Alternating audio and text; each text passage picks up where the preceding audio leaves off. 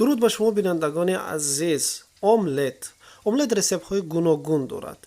ما در این ویدیو برای شما یکی از رسیپ های آسان و کم خرج و زود آماده می شده را به شما پیشنهاد میکنیم. من همگی در 5 دقیقه این املت را درست کردم.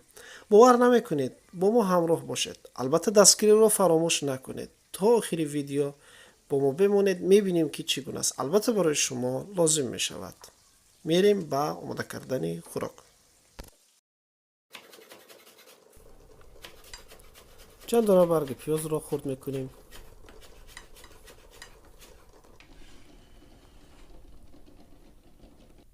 و این چونین گشنیچ را یعنی گسنیز یعنی کوریاندا و انگلیسی و آلمانی می شود کوریاندا، یعنی کوریاندا را یعنی خرد میکنیم. چونین به هر شکلی که شما خرد میکنید قبول است، فرق نمیکند. و سیون کسانی که کمی تند میخورند و چکار میکنیم قلنفور تند را و زیاد نه، یک دانه گوجه فرنگی یعنی پمیدار را همچنین خرد میکنیم. کوب مانند یا به شکل های دیگر فرق نمیکند.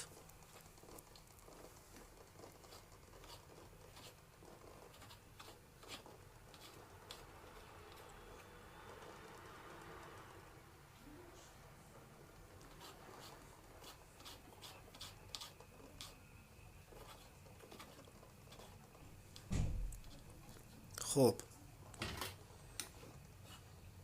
پمیدارم تمام شد و این چونین حسیبی مرغی یعنی با آلمانی می شود شینکن و باز اسمش چی است؟ نام های گوناگون دارد، زلمی هم میگویند یا اینکه یعنی حسیب یعنی کلباسا، یعنی انا همین کمکک چرت به چرت تقسیم میکنیم. این می شود که بر روغن مسکه به خود مسکه آماده کرد و ما بر روغن مخصوص مسکه آماده میکنیم و یک تخم آبجوشه که انا همین طور دایره شکل خرد میکنیم. روغن ما گرم شد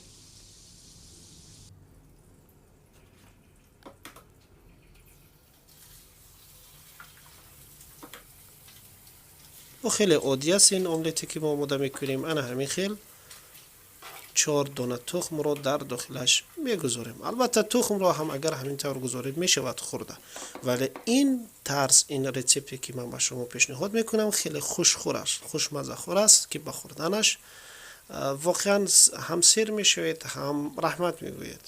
انا همین طور در زیر نویسش همه محصولاتی که لازم میشود من نوشتم. خب و کمی مرچ در آخر، نمک و مرچ که به خواهش خودی آدم بستگی دارد. 2 دقیقه همگی میگذاریم. آتش رو خیلی یعنی بلند میگذاریم. اگر شما ماهیتابه شما سکواراتکای شما اگر کمی روحش رفتگی باشد، وقتی میدونید که میچسبد آتش رو بلند نکنید، آتش یعنی کم گذارید. وقتی اگر سکواراتکای شما جدید باشد یعنی نو باشد، شما میتونید که در آتش بلند این رو چی کنید بپزید. در آتش بلند پختن خیلی فایده ها دارد، یعنی خیلی خوشمزه می بیاید و بخارهاش هم زود یعنی دور می شود. خب ما دویمش رو میکنیم. میبینیم که ببین چگونه زود آماده می شود، یعنی وقتی زیاد رو هم نمیگیرد. برای کسانی که خیلی وقتی کم دارن میخوان که از این خوراک استفاده کنن، یعنی این برای آنها توصیه داده می شود.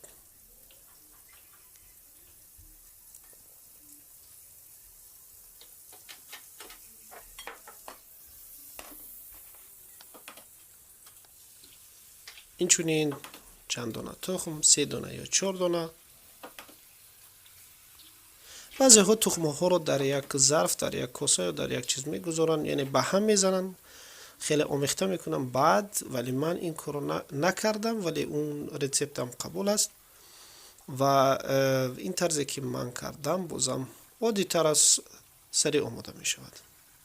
این تخم آبجوش را در بالایش بپاشیم. این چونین مرچ و نمک رو به خواهش خودی آدم 2 دقیقه میگذاریم. تمام.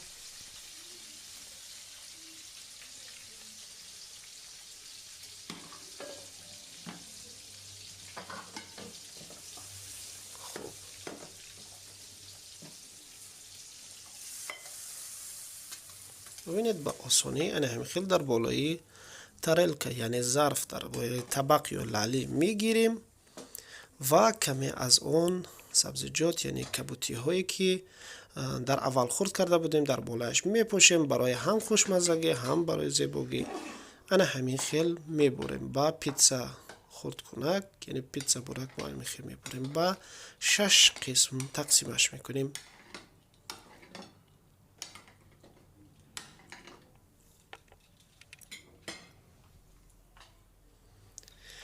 اگر شما میتونید با کپچوک خورید یعنی کپچوک کمی کپچوکی از ما تندتر است یعنی خیلی خوشمزه تر میکند. میتونید با دلخواه چیزاتون با ماینیز میتونید خورید یا با کپچوک میتونید خورید.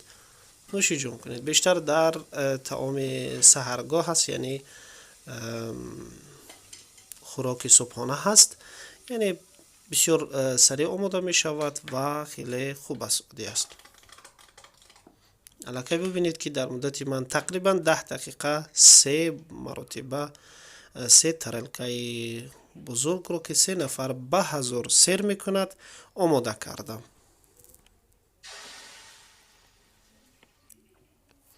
امیدوارم که این ویدیو برای شما پسند می آید. البته دوستان عزیز لایک و подписаться را فراموش نکنید یعنی کلاس و подписаться را بله و این دستگیری شما هست. دستگیری را فراموش نکنید. خدا از شما راضی باشد. در آخر یک صلوات به پیامبر میفرستیم تا ویدیوهای دیگر. خدا نگهدار شما. اشتیای تام شما.